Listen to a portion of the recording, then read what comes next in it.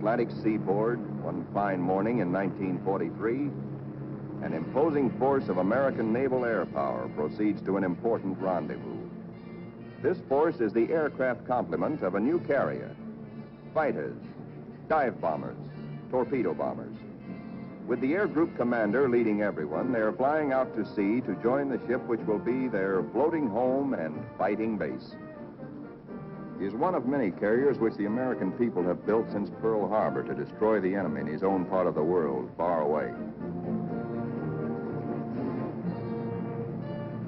And there now is our base, powerful and serene. In honor of all American aircraft carriers, let us call her the Fighting Lady.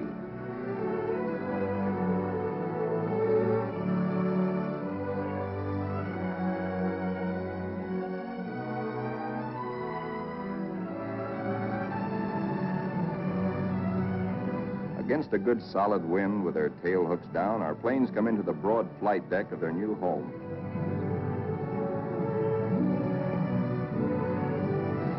In case the plane's hook fails to catch the arresting gear, there's a series of stout wire barriers.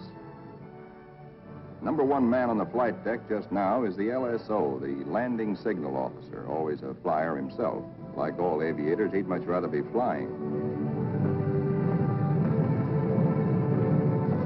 Come on in and sit down. The plane is out of the groove and he waves it off. Come around another time, pilot, and we'll take you aboard.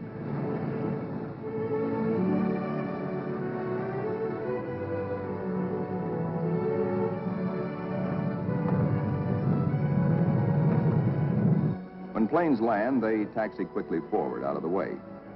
Later, they'll have to be shifted to the stern and rearranged in proper position for takeoff. This is called respotting the deck. Here is our skipper, Jocko, a veteran Navy flyer. Annapolis, 1917. He is not impressed by our earnest efforts, nor the flight deck control officers. The skipper calls all hands together and gives us a piece of his mind. We'll never be ready for combat unless you flight deck crews learn right now to work as a team. Don't you men realize that before long we'll be in dangerous waters? That's too slow. Bear a hand.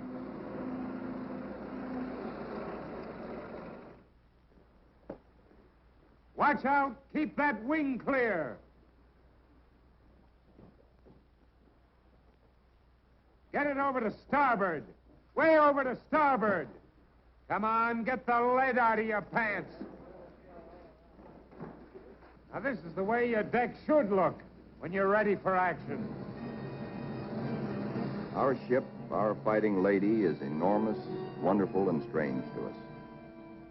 From stem to stern, the entire ship is a honeycomb of watertight and flame-proof compartments. Far below the waterline are engine rooms, fire rooms, fuel tanks, magazines packed with enough assorted high explosive to blow us all to kingdom come. The hangar deck is like a gigantic tunnel, nearly 2 city blocks long and wide enough to house 4 freight trains abreast.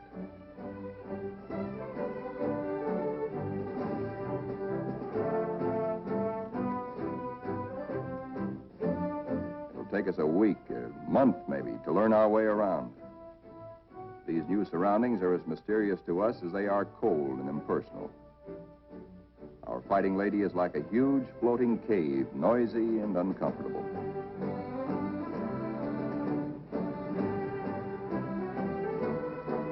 Elevators as big as a tennis court carry us topside to the flight deck.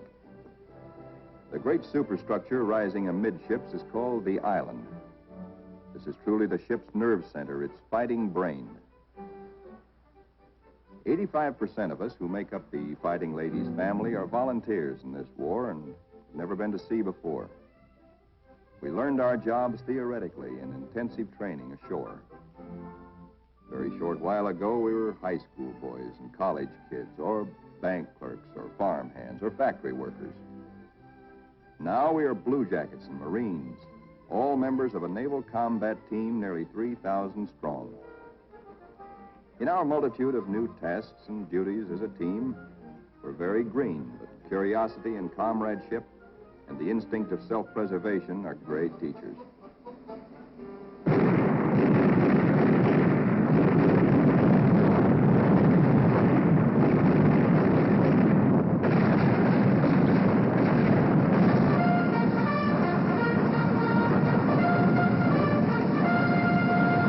Some of us have to master the delicate and complicated instruments which control the fire of our 5-inch batteries, the guns that must defend the fighting lady when enemy dive bombers and torpedo planes attack.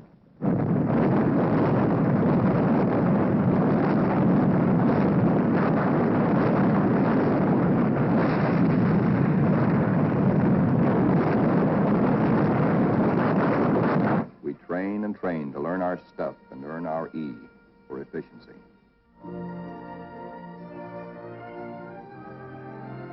The fighting lady's destination is still a closely guarded secret. No one can hide the fact that we are entering tropical waters. Our ship seems more friendly and comfortable now. We greenhorns feel that a suntan will at least make us look like fighting sailors. Even our mascot, Scrappy, has been at sea longer than most of us.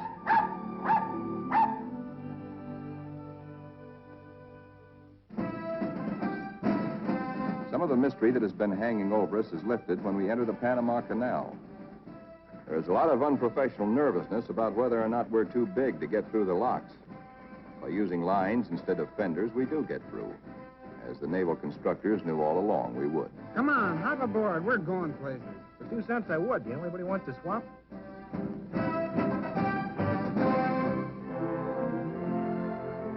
Now we stand out into the Pacific, and life aboard settles down into monotony. Here are our aircraft pilots, officers all. Ship's company call them the glamour boys. They are the men who fly and fight our planes. All the efforts of all the rest of us are concentrated on putting these people into the air and getting them back again. Most of us are hiding a certain amount of nervousness and anxiety, for many of us are Johnny-come-latelys, reserve officers who only recently learned to fly at Corpus Christi and Jacksonville. Others among us are specialists who trained at Quonset Point, Rhode Island. Reserves are called by the regulars, in a friendly way, 90-day wonders. In return, the Annapolis regulars are called the trade school boys. But whether Quonset or Annapolis, all are bound together in the fraternity, the close fellowship of Navy men.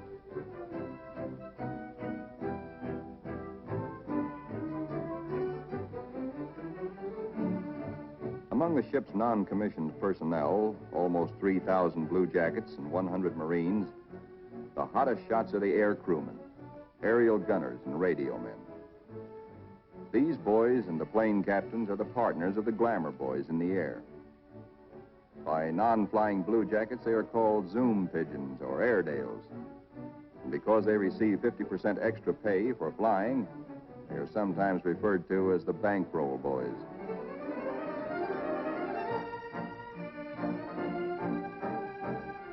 Everybody aboard ship backs up the flying group. This requires the efforts of all manner of people. Many of the jobs are far from glamorous. All the little tasks and services you find along Main Street must be performed by some members of our carrier's crew. For though the Fighting Lady is a powerful ship of war, she is also a sizable American community, whose population must be supplied with all the necessities and some of the comforts of home. Doc Sorensen, the pharmacist's mate, is just like a village druggist. And next door is our hospital called Sick Bay. It has only a few patients now, but soon it is to be filled with our wounded. Men like these who perform the humble jobs that make life aboard a fighting carrier more bearable, the barbers and the cobblers, are seldom mentioned in communiques. They all have a place in our fighting team. Weeks pass. Now we are far out into the Pacific, which is a very considerable body of water. Monotony shuts down on us between our duties. Guessing where we're bound is still our chief pastime. Will we put into Pearl? Are we going to Iron Bottom Bay? Or maybe even to the Aleutians? All such gossip and rumor are called scuttlebutt or drinking fountain conversation.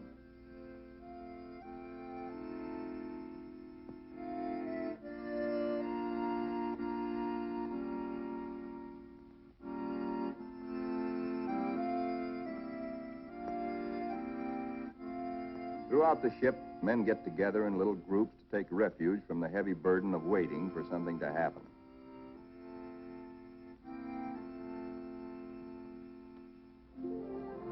And then one day, out of nowhere, comes a fast fleet tanker, and we're refueled at sea. This tells us something. This tells us that we are not going to Pearl or any other land base for a long, long time.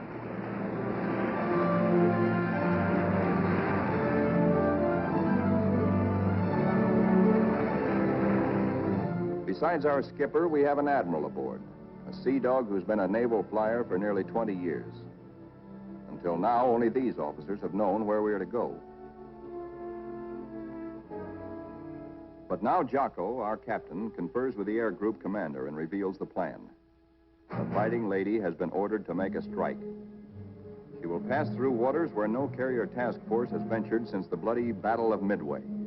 Remember, this is 1943, long before we took the Marshall Islands. Weather studies are made, and though this is a daily routine, somehow the whole ship senses that something is about to happen. Even before the news is broadcast to all of us, there's a new tension and atmosphere of expectancy.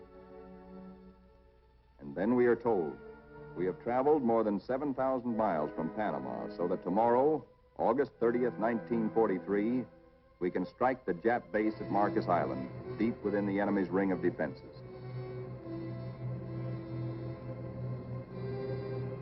The evening before our first strike, the air group commander briefs all his pilots with maps and the model of our target. We are sticking out our necks to within 1,000 miles of Tokyo to divert the Japs' attention from other American activities far south and east of Marcus. Those of us who have never before been in battle, that's most of us, ask a lot of questions of those who have seen action. See gunners. Don't break off until you're practically on the same course and right astern of the enemy. Then push over fast. Outwardly, we try to seem composed and cheerful, but a lot's going on inside our minds. We question our most inner selves. What'll it be like? How'll we take it? Will we do all right?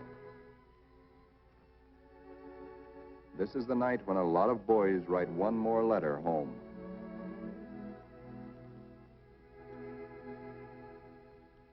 Among those playing acey-deucey in the wardroom is a chubby 23-year-old from Eureka Springs, Arkansas, Lieutenant E.T. Stover, nicknamed Smokey.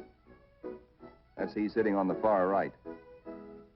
Having flown 50 missions at Guadalcanal, Smokey has been ordered to take a rest. He'd much rather be flying. Before dark on the eve of battle, our planes are loaded with bombs and gas. So that each plane will be in its precise position for a speedy takeoff, we spot and respot our deck.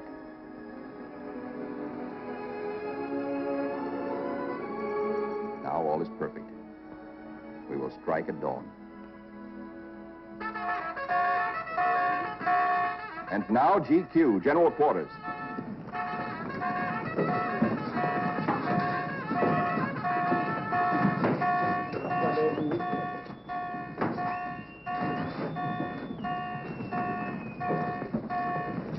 Every man on the ship goes to his battle station, his special place on the fighting team. George, the barber, will pass ammunition. Leo, the baker, will be a sky lookout. Frank, the tailor, is assigned to a first aid station. Pilots are in their ready rooms. Each squadron, fighter, bomber, torpedo bomber, assemble separately. Flyers get into their flight gear and receive last-minute data and instructions.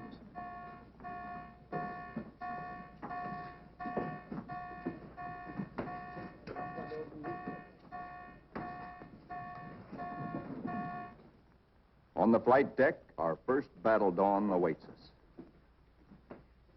Our whole ship is on hair trigger.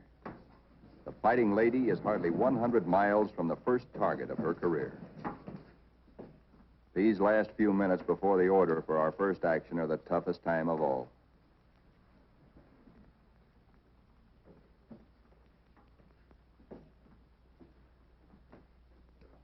A wise man once said, "War is mostly waiting." We learn now what that can mean. At last the word comes. Pilots, man your planes. Ready room 3, roger. Pilots, man your planes.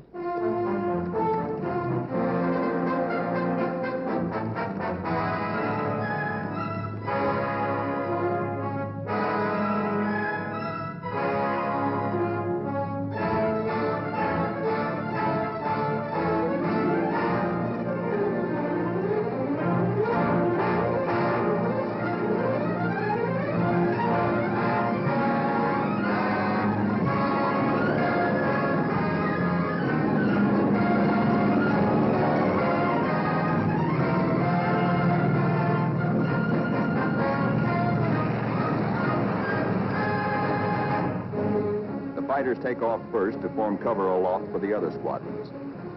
Then the bombers, heavy laden with destruction.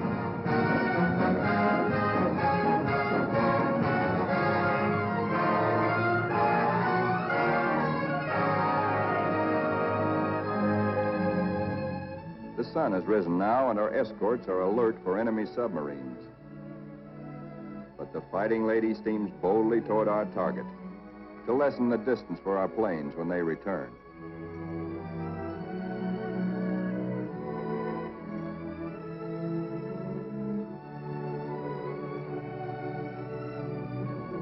The radio plotting room is the electric eye and ear by which the Fighting Lady detects and keeps tab on all planes and ships for miles around us. Smokey, the fighting ace from Arkansas, has been put in charge of this room for our big day. Hunched among his assistants, Smokey is like a super quarterback on a super football team. He is in constant touch with our entire air group.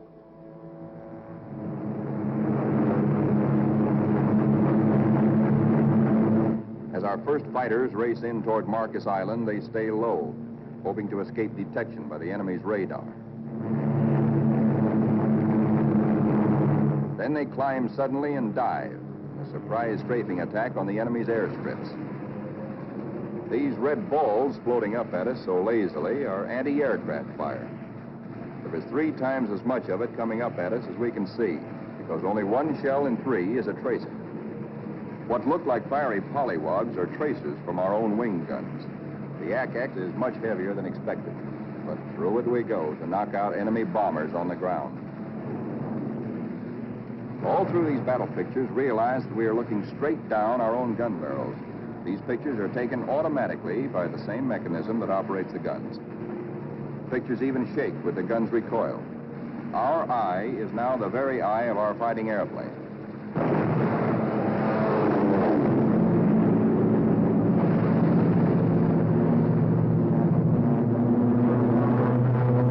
The enemy's picket boats and supply ships offshore are thoroughly strafed.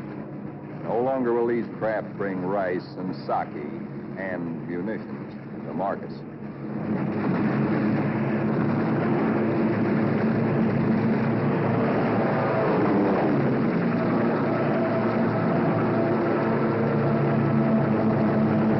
Our bombers, flying higher, see the island beginning to burn.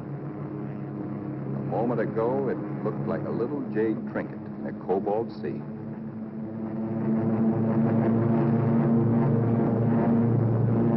As the fighters and bombers swing victoriously away from Marcus Island, towering columns of smoke show the thorough job our boys have done.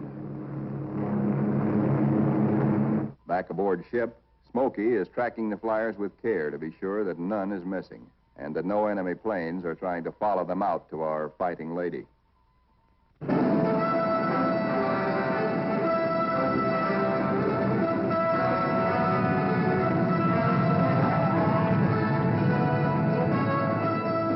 As our planes come aboard, there begins an operation almost as exciting as the attack itself.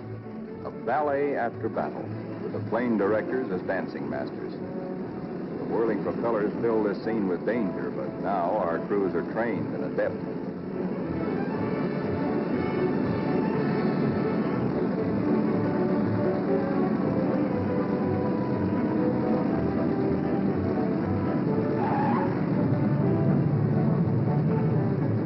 Landing signal officer performs an eloquent adagio on the Fighting Lady's stern. Warning to the rest of the cast to stay off stage until a limping member can be led out of the way.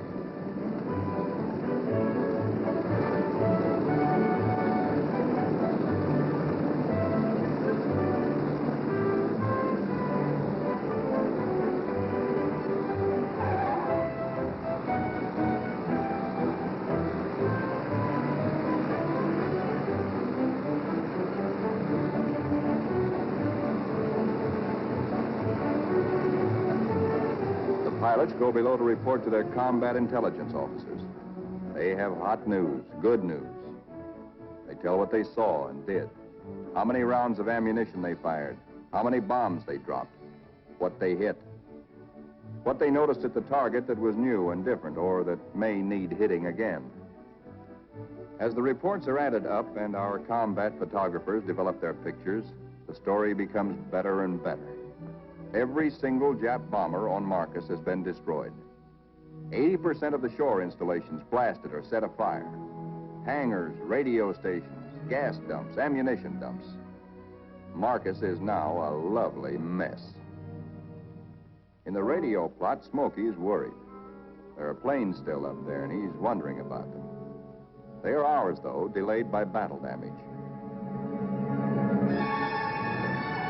Landing a shot-up plane on the carrier is a crucial test of how well-trained, how alert and steady a naval flyer is.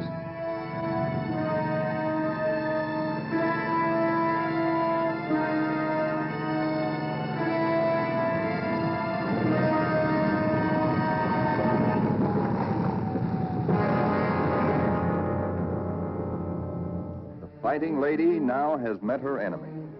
And in the wardroom, the pilots who this morning felt new and nervous now talk like veterans. We have been baptized by fire and have survived nicely. We of the Fighting Lady are growing up.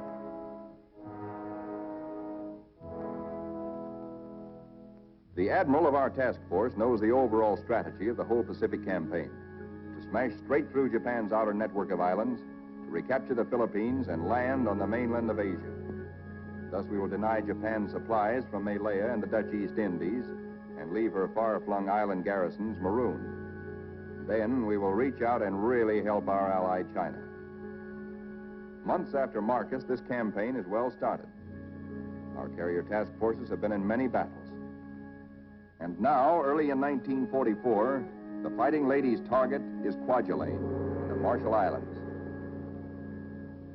These are Jap Zeros, the fighter screen being pierced by our planes and planes from 8 other carriers, preparatory to strafing Kwajalein and bombing it apart. Our fighter pilots have improved with practice, with the confidence that comes from experience. They estimate their range by watching their tracers. They hold their fire until their wing gun bullets converge at 300 yards. Shoot in bursts instead of in steady streams, which heat up the guns and spend ammunition.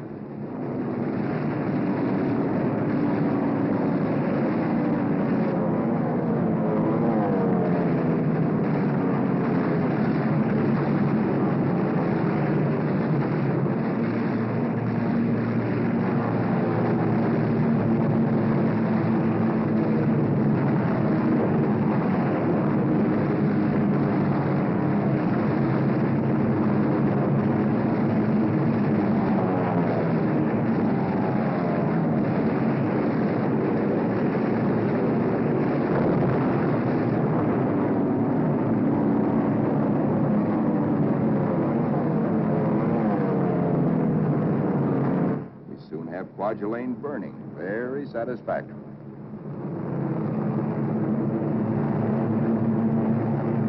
After our bombing attacks and heavy shelling by our surface ships, assault craft filled with Marines and Army hit the beaches. And very soon after that, Kwajalein is ours.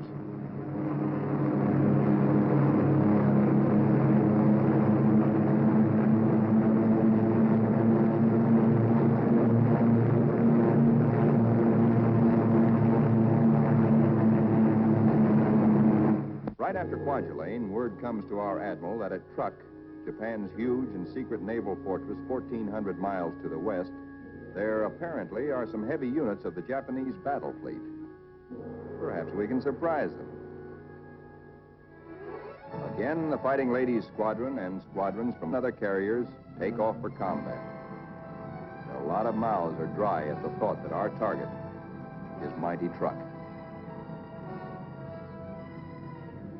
The rear seat gunners look back at the Fighting Lady, wondering when and if they will ever return to her.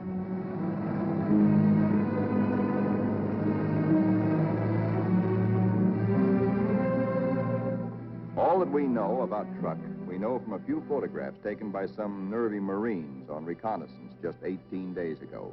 We hear that it is a complex of heavily fortified islands surrounded by airstrips, with naval anchorages at certain spots among the islands. For the next 2 days, more than 1,000 of our carrier-based planes are going to sweep in on truck in relays. The planes appear to float gently off our bow. Actually, their airspeed is a good 70 knots. Diving in on truck, we again turn on our guns and their synchronized cameras. Truck's defenders are aloft and we smack them hard.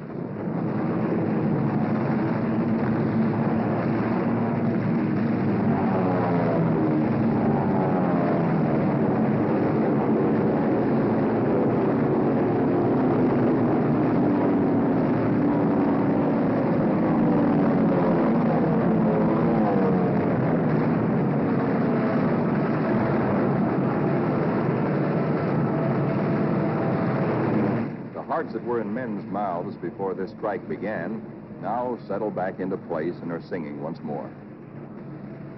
There's something really grand, something historic about diving in here on this place which Japan has been building and guarding jealously from all but Japanese eyes for 20 years.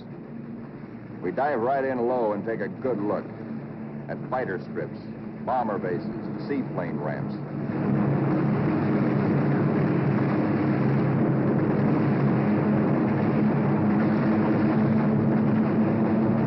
In an almost vertical dive, the pilot may black out or go blind for a moment when he pulls up and out at the bottom. But the camera won't black out. It cannot see the landing of our own bomb, for we'll be up and away before that reaches the target. But it records the hits of other planes ahead of us.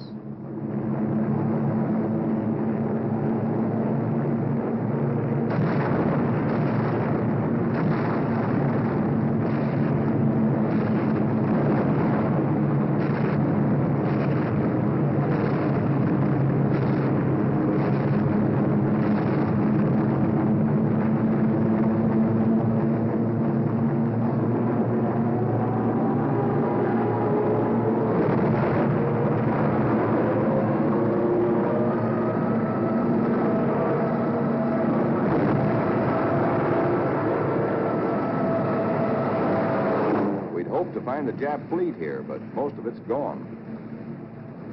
Some lingering ships, including some of their fast fleet tankers, we find hiding in sheltered coves. The vessels which we are now strafing are other fleet auxiliaries, rice boats, transports, and ammunition ships.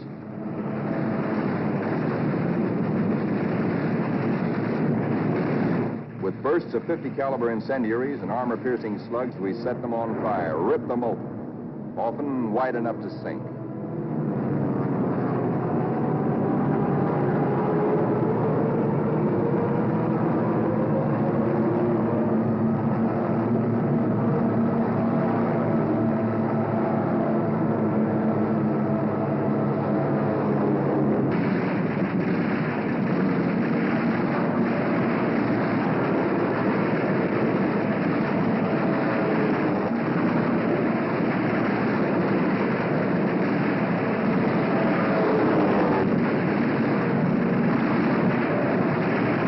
Strafing ships filled with TNT is not very healthy for pilots who dive too low. But it's hard to tell who's carrying what until the big bang comes.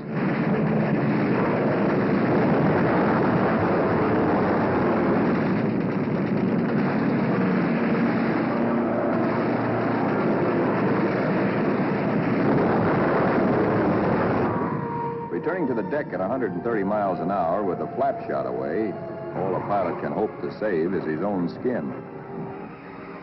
Here comes our new air group commander. He's had a bit of trouble. His windshield is blotted with blood, and he has to feel his way aboard. Strafing at low altitude, he took a 40-millimeter anti-aircraft burst right in the face. More than 200 wounds, and his plane a sieve. But he'll live to fly again. Some planes will not return, but others come back and land somehow, anyhow. Considering the toughness of truck, our losses are astonishingly light. No time is lost getting casualties below.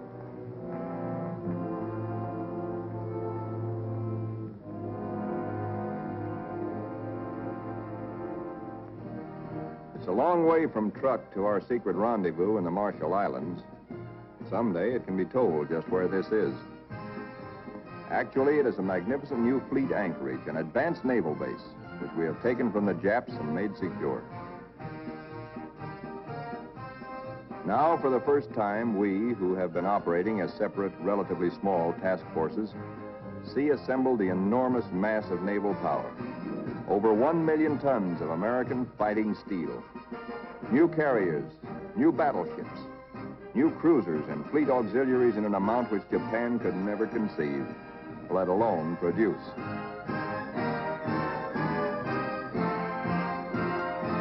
That we are able to maintain supply lines over the vast distances of the Pacific is one of the miracles of this war.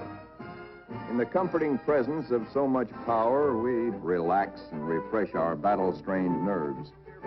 Pushing my head under. Hey, Benny, when you going to die?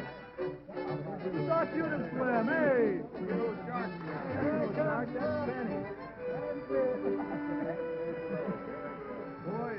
Our ship's post office now does really big business.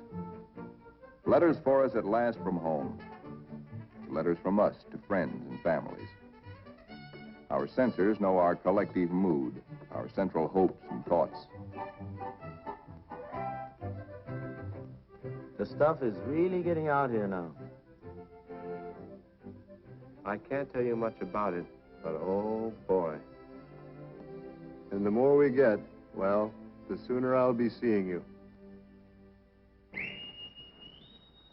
All hands are called together. Our old skipper, Jocko, has been promoted admiral. Our new one's name is Dixie. Men, as soon as I finish talking, we are getting underway. Our fighting lady is now part of what is designated Task Force 58. As you know, our final destination is a place called Tokyo.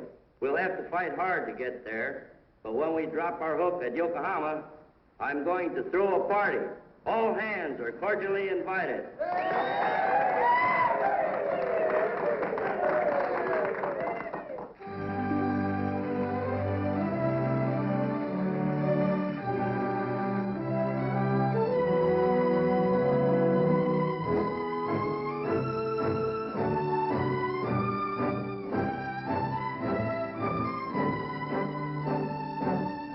Our task forces are built compactly now around carriers like ourselves, with speedy new battle wagons at our side. A carrier skipper never leaves the bridge at sea, because carriers and their planes are the first to strike the enemy or to be struck by him.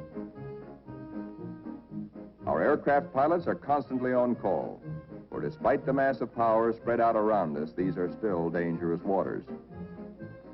Our pilots know this all too well, but it doesn't worry them now, for they're seasoned. They know how. There are a lot of new faces among us, but most of these men, too, have been in action. At places like Hollandia, Millie, Joliet, Palau, Rabaul, Wake, Meloilap. Our rear seat gunners and radio men are old hands now. Some of their faces are different, too, because there have been replacements. A lot of them have been made commissioned officers. There's a saying in the Navy that you never learn to love a carrier until she gets hurt. Well, perhaps we don't really love our fighting lady, but we've become mighty fond of her and almost comfortable, almost at home.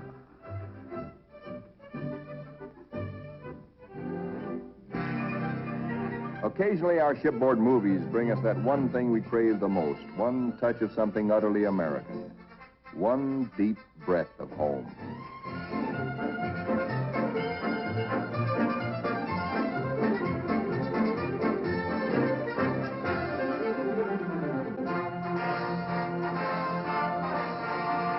Like Jocko, our new skipper, Dixie, is an old hell-diving Navy pilot. In their battle caps, he and Admiral Mitcher look like big league baseball managers. Northwest we steam, and never before in history has an ocean borne such a weight of naval power. Not a Jutland, not a Japan's proud boast, Tsushima, was there anywhere near the force with which we now assert that this is our ocean. This is our air. And we're seeking the Japanese battle fleet to prove it.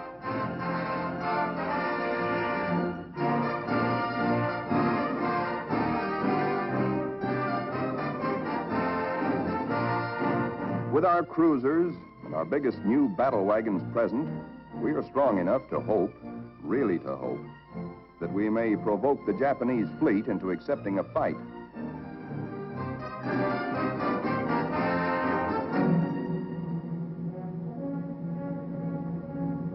We're joined by plotting Coast Guard and Navy transports. The Marines again. So, another amphibious assault is cooking.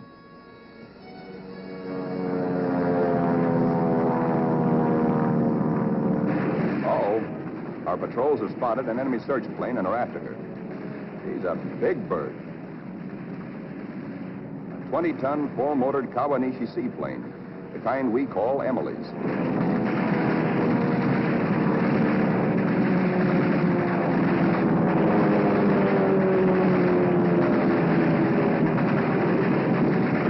Miss Emily's a tough old girl.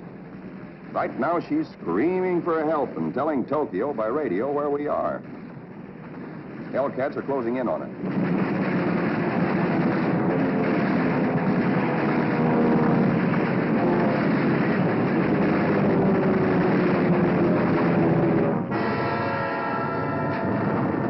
So long, Emily.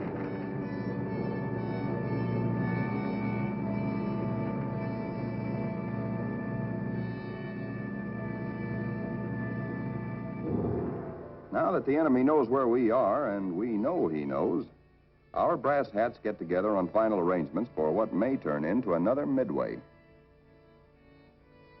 Our objective, first of many in our drive through to the Philippines and China, will be the Marianas. In battles just ahead of us, we are to make good use of a multitude of weapons, special devices, and techniques which have been evolved through the 30 years since the U.S. Navy first took to the air.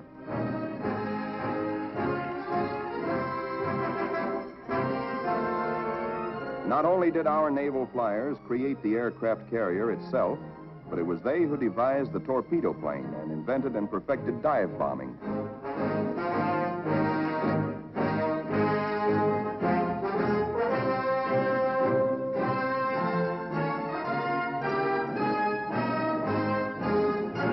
Disposed about our flight decks so that planes can be quickly armed are all manner of death-dealing objects. 500, 1,000, and 2,000-pound bombs. We have torpedoes and incendiaries, and a kind of anti-personnel bombs we call daisy cutters.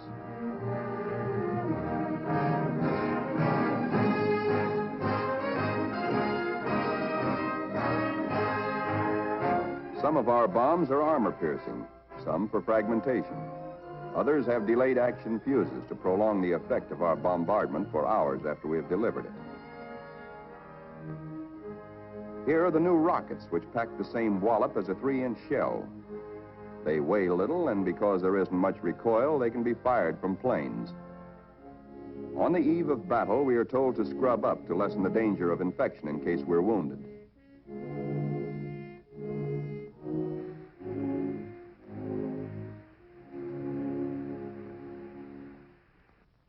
As well as our bodies, most of us prepare our souls.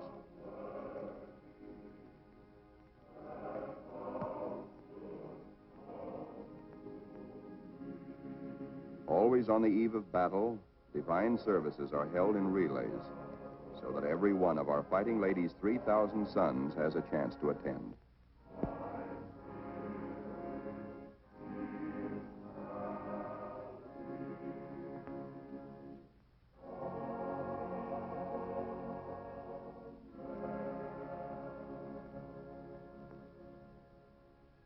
As the eve before battle lengthens, there is the usual waiting.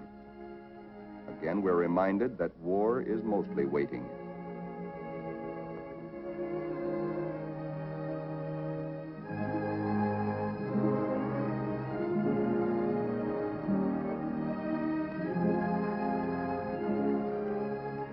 Because all cooks and bakers must soon be at their battle stations, they work all night long preparing a hearty meal of steak and eggs for our 3 a.m. battle breakfast.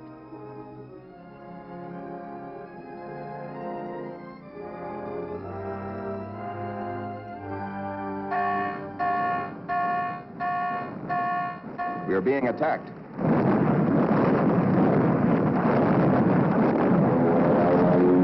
We are being attacked by Japanese torpedo planes skimming in after us, wing to water.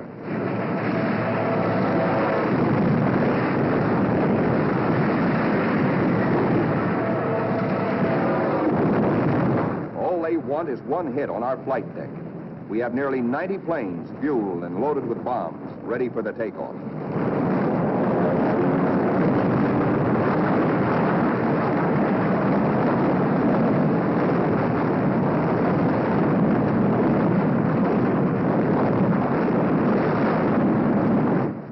Patch of flame is a burning Jap.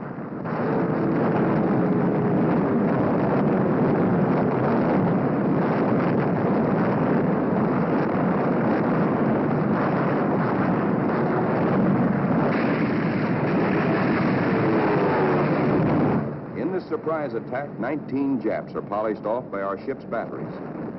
Not a single carrier is hit. We have been fortunate. So now commences another major moment in the fighting lady's career. Flight quarters sounds. In this modern warfare, the young plane captains are to their pilots what squires were to armored knights of old. In this operation, typical of many more to come, a lot of other fighting ladies will be involved. And nearly 2,000 carrier-based planes, all of them attacking in air groups like our own.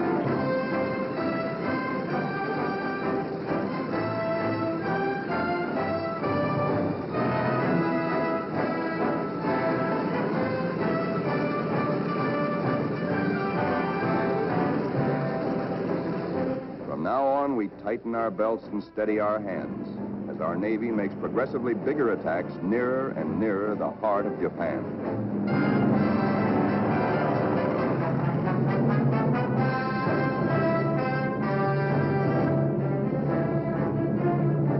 At his post and radio plot, tracking down enemy planes and cursing the luck that keeps him out of the air, Smokey chafes at being grounded on a day like this, especially when targets are juicy ones. All the Jap air bases and military installations in the Marianas, and a special prize package, Guam, the island which we did not fortify, but the Japs did. Now comes word that the Japs have sent strong air reinforcements to Tinian, which flanks Guam. Again, our synchronized cameras record, as no human eye and memory could record, just what our guns and bombs do to the enemy. These pictures enable our air combat intelligence officers to assess the damage as we swoop down upon Tinian.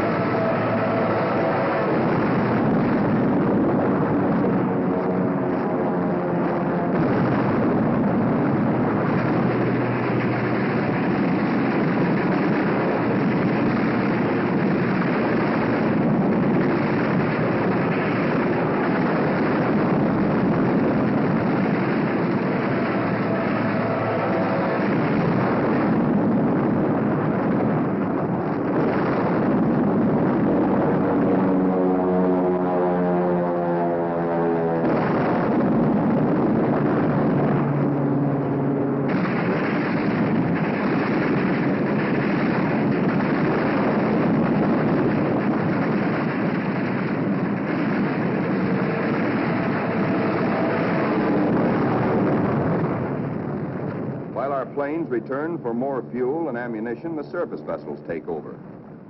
The Prodigious naval barrage to prepare the beaches our assault forces are going to hit. Not only our newest, but some of our oldest and proudest battleships are here. The Colorado, the Tennessee, and the USS Pennsylvania, flagship of World War I.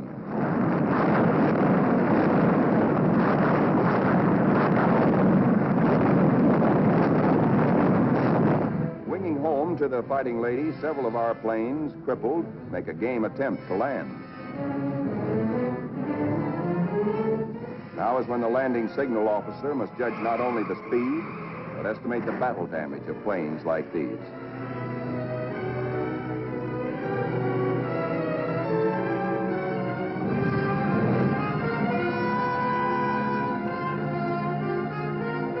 And flight deck emergency crews, firefighters, rescue details, and medical corpsmen exhibit almost incredible courage.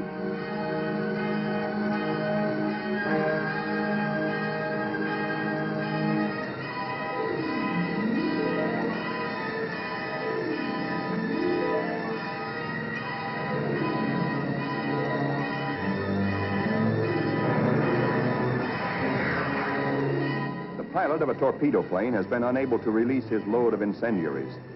Burning thermite is spilling out at incandescent heat. In the plane's tanks remain about 75 gallons of high-octane gas. The men who brave this danger to save pilot and crew deserve every citation they get.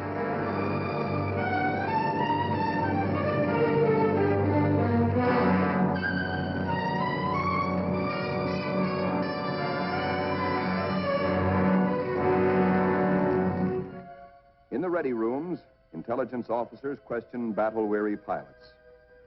What did you see? Any Jap carriers in sight? Are you sure they were carrier-based planes? Then from radio plot comes uncomfortable news. Torpedo planes and dive bombers from enemy aircraft carriers are approaching. All hands, man your battle stations.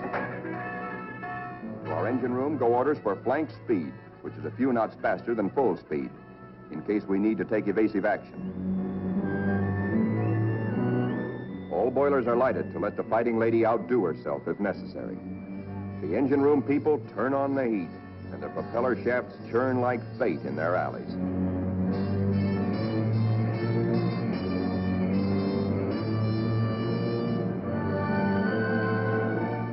The Fighting Lady leaps through the sea on her guard.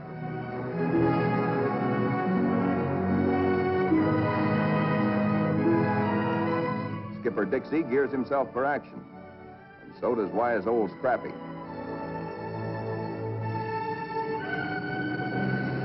And now, here they come.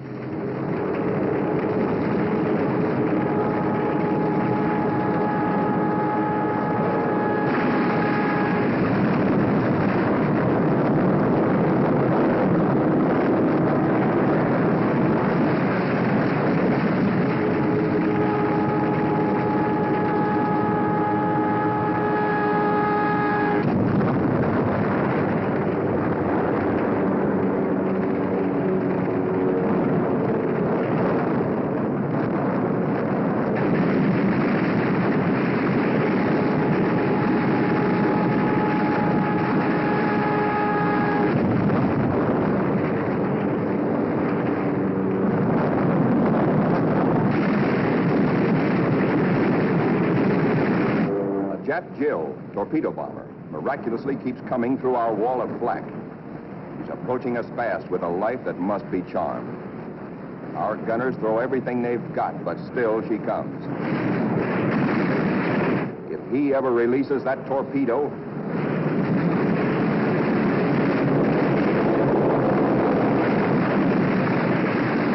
She missed us.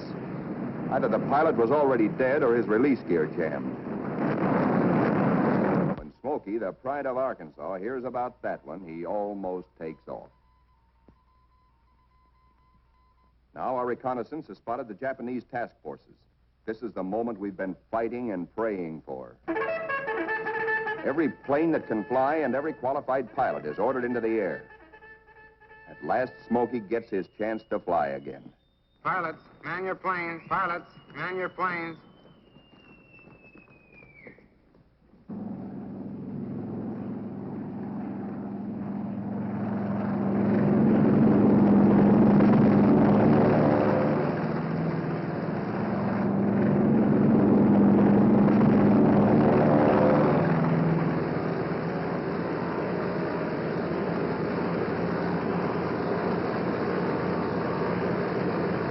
Philippine trade wind is tearing down our flight deck.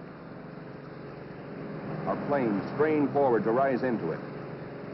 Our entire air group thunders out behind the group commander.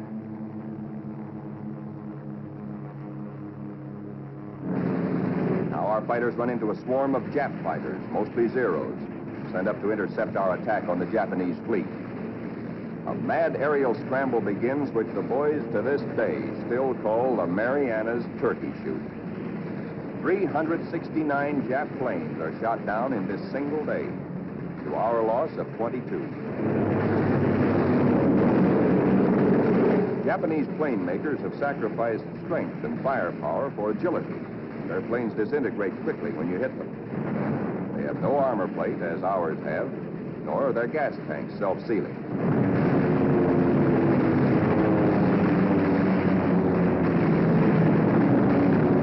Little monkeys are fancy flyers. They think aerobatics can win dogfights, whereas we believe in smooth flying and careful shooting.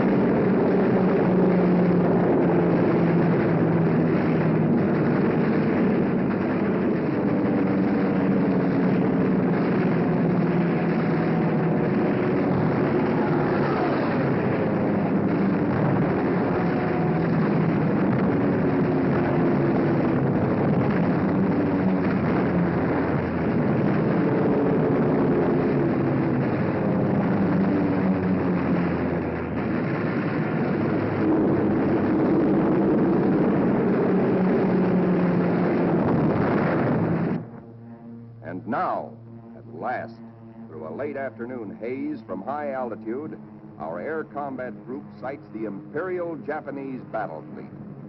These are the first pictures ever taken of a great enemy naval formation like this.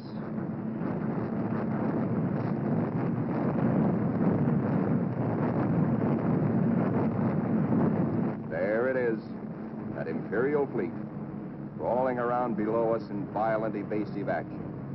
Us looking down on them in the seas they think they own. Some of these Japanese ships are scampering away at better than 40 knots. When you bore straight down on them, they twist, squirm.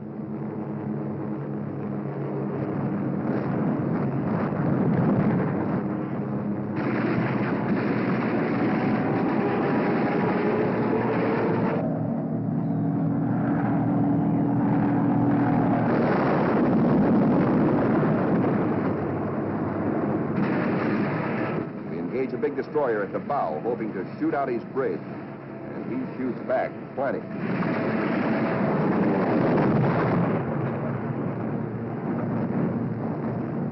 Let's go down after that cruiser. He answers us emphatically from the forward turret.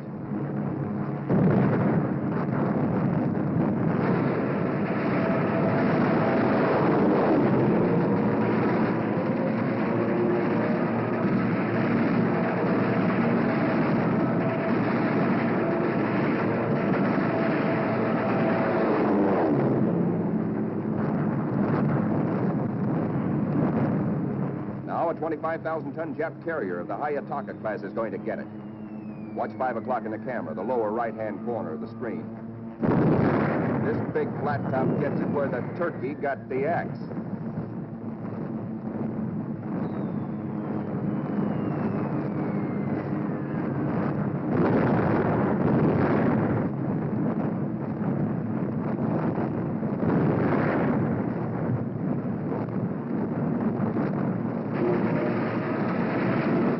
touch off some of these babies.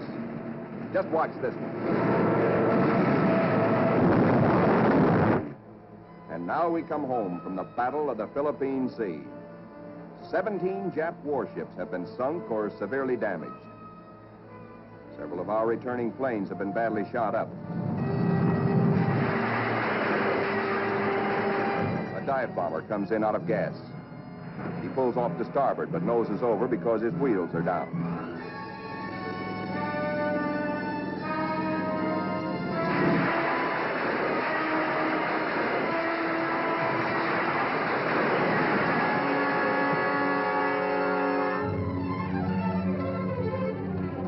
This pilot has 73 holes in his plane, and his leg almost shot away.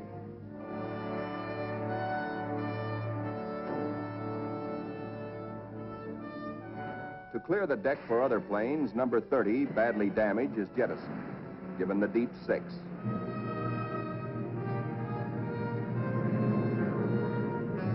Watch carefully. This man's controls are all but shot away.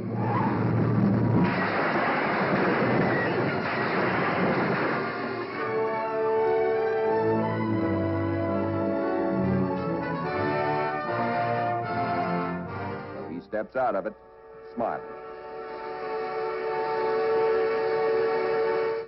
And now it is time to paint up the scores. On this fine morning, just a year after being commissioned, the Fighting Lady is beginning to look like a stamp album. She has done her share, amassing Task Force 58's grand total of 757 Jap aircraft destroyed in a 2-week turkey shoot.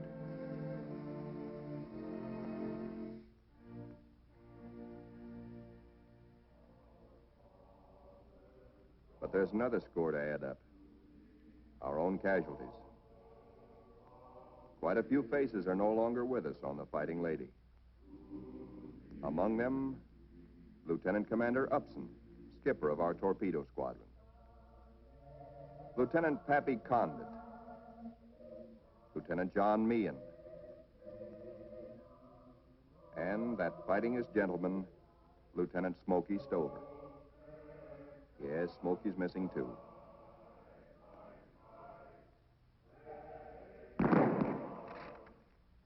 Salute them under their country's flag. For they were brave. They were gallant. Others will come forward to take their places. For the battles we have fought on the seas and in the sky are only the beginning. Still hungry for battle will steam our carrier. Serene, powerful, unafraid. She and her planes will come home again someday, God grant, but not until the bitter, glorious end. For she is, and we salute her, the Fighting Lady.